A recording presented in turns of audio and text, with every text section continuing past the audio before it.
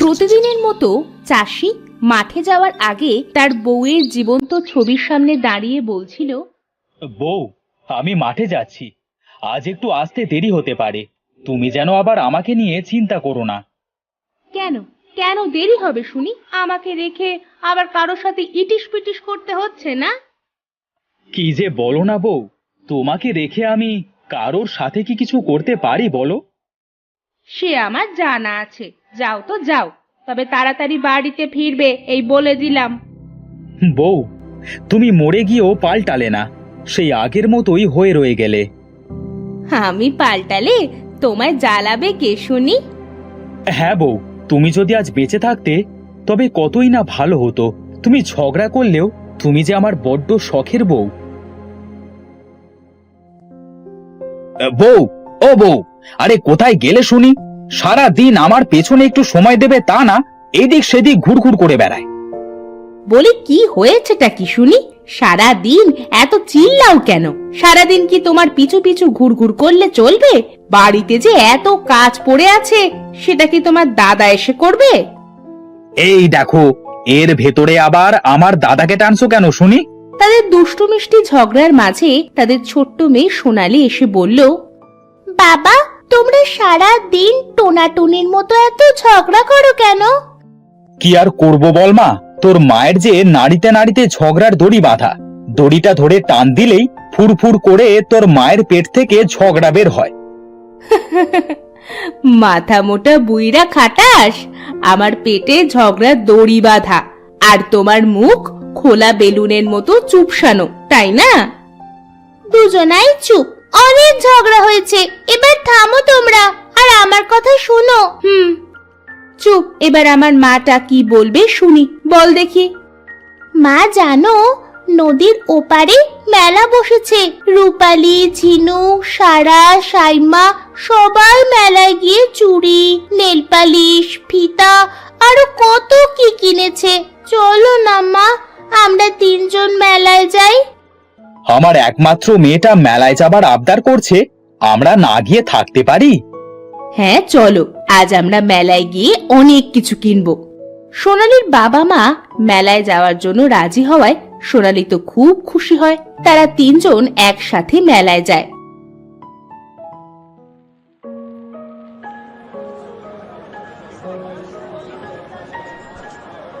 মেলায় গিয়ে তারা তাদের মেয়ের জন্য অনেক কিছু কেনে। হঠাৎ রত্না চাষিকে বলল, ওগো, এবার বাড়িতে চলো, আমার শরীরটা তেমন ভালো লাগছে না, মনে হচ্ছে এক্ষুনি পড়ে যাব। কেন বউ, তোমার আবার কি হলো? থাক, আজ আর কিছু কিনতে হবে না, চলো আমরা বাড়িতে ফিরে যাই।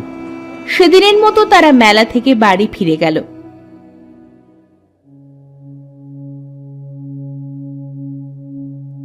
বাড়ি ফিরেই রত্না মাথা ঘুরে নিচে পড়ে গেল।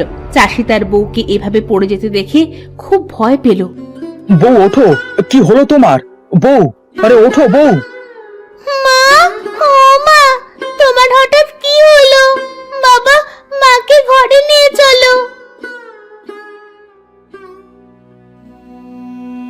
চাষি তার বউকে সুস্থ করার জন্য অনেক চিকিৎসা করালো, কিন্তু কোনো মতেই চাষির বউ সুস্থ হচ্ছিল না। কয়েকদিন পরে চাষির বউ চাষিকে বলল, ওগো, আমি মনে হয় আর বাঁচবো না, আমার সময় মনে হয় শেষ হয়ে আসছে।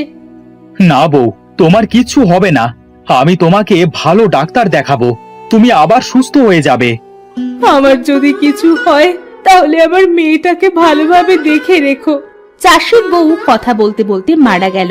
চাষি ও তার মেয়ে সোনালী তো খুব ভেঙে পড়ল। কয়েকদিন পরে সোনালী তার বাবাকে বলল, বাবা, মা তো মারা গেল, বেশ কিছুদিন হলো। এভাবে আর মন খারাপ করে না থেকে এবার মাঠে যাও, অবহেলায় তো ক্ষেতের সব ফসল নষ্ট হয়ে যাবে। বাবা। হ্যাঁ মা, আমিও ভেবেছি কাল থেকে মাঠে যাব।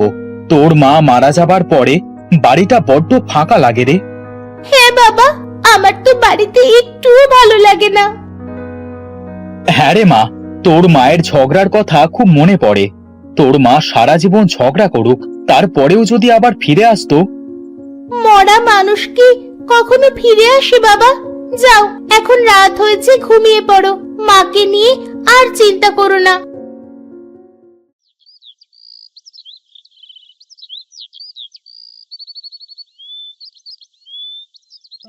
এভাবে বেশ কিছুদিন হয়ে গেল। চাষিও তার বউয়ের শোক কিছুটা কাটিয়ে উঠেছে।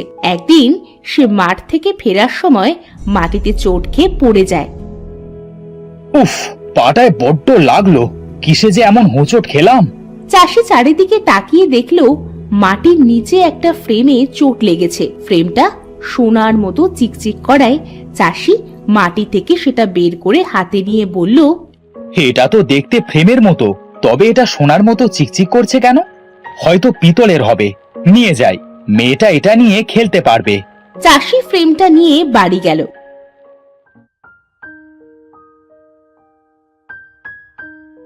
ফ্রেমটা বারান্দায় রেখে সোনালীকে বলল, মা সোনালি, আমাকে খাবার দে মা, খুব যে খিদা পেয়েছে। বাবা তুমি বসো, আমি তোমার জন্য এখনই খাবার আনছি।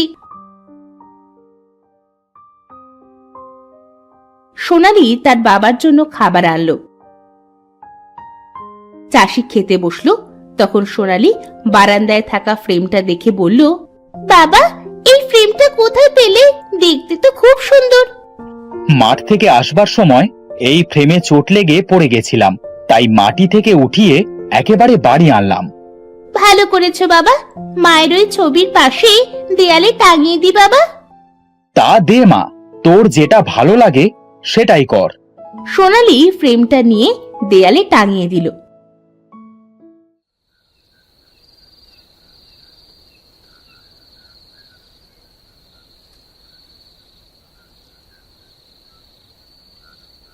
সেদিন রাতে তারা বাবা মেয়ে ঘুমিয়ে পড়ল। হঠাৎ রাতে কারো গুনগুন কান্নার আওয়াজে সোনালীর ঘুম ভেঙে গেল। সে বিছানা থেকে উঠে চারিপাশ খুঁজতে লাগলো, কে এমন গুনগুন করে কাঁদছে। এত রাতে কে কাঁদছে এভাবে? কোথাও তো খুঁজেও পাচ্ছি না। একবার বাইরে গিয়ে দেখি, কিন্তু এত রাতে বাইরে যাওয়া কি ঠিক হবে নাকি? না, গিয়েই দেখি। সোনালী বাইরে এসে দেখে তার বাবার পাওয়া সেই ফ্রেমটা দিয়ে চারিদিকে উজ্জ্বল আলো রশ্মি ছড়িয়ে পড়েছে, আর সেখান থেকে গুনগুন আওয়াজে কেউ যেন কাঁদছে। সোনালী তো ভয় পেয়ে দৌড়ে ঘরে গেল। ঘরে গিয়ে তার বাবাকে বলল, বাবা বাবা ওঠো তাড়াতাড়ি, বাইরে চলো, ওঠো বাবা, ও বাবা চোখ খোলো। কি রে মা, এত রাতে এভাবে ডাকছিস কেন? বাইরে যাবি নাকি? না বাবা, তুমি যে ফ্রেমটা এনেছিলে সেটা থেকে কে যেন কাঁদছে। চলো বাবা গিয়ে দেখো ফ্রেম থেকে কিভাবে আলো জ্বলছে। তারা দুজন বাইরে এসে দেখে ফ্রেমটি তখনও কাঁদছে। হ্যাঁ, এত আলো, আর এই ফ্রেমের ভেতর থেকে কেই বা কাঁদছে? কেউ যদি ফ্রেমের ভেতরে থাকো তবে দয়া করে বাইরে বেরিয়ে এসো।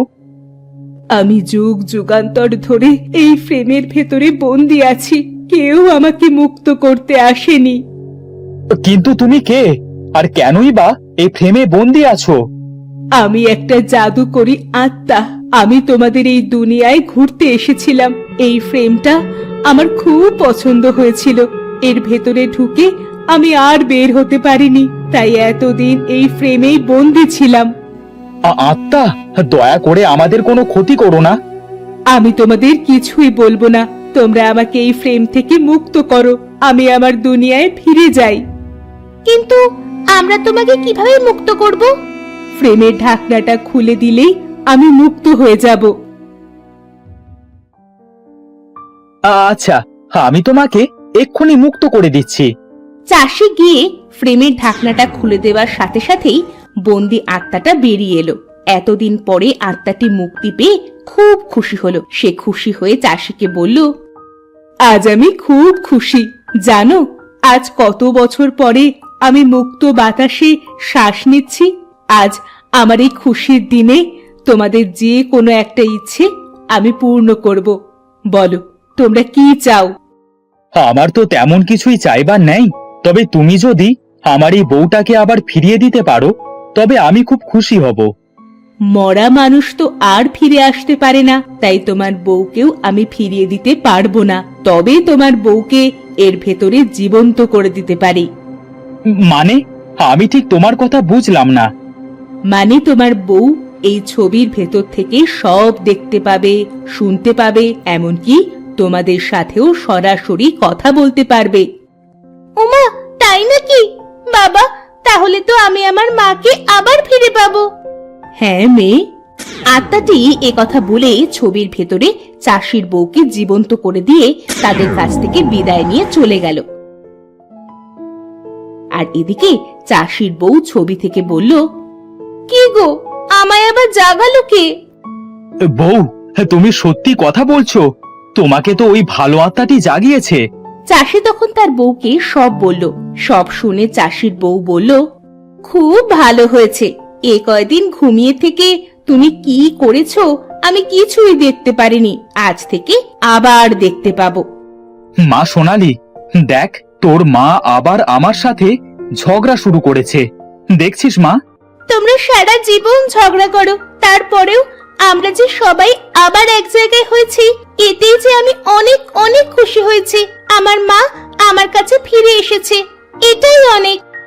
এভাবে চাষি তার মেয়ে আর তার বউয়ের জীবন্ত ছবি নিয়ে সুখে দুঃখে দিন কাটাতে লাগলো।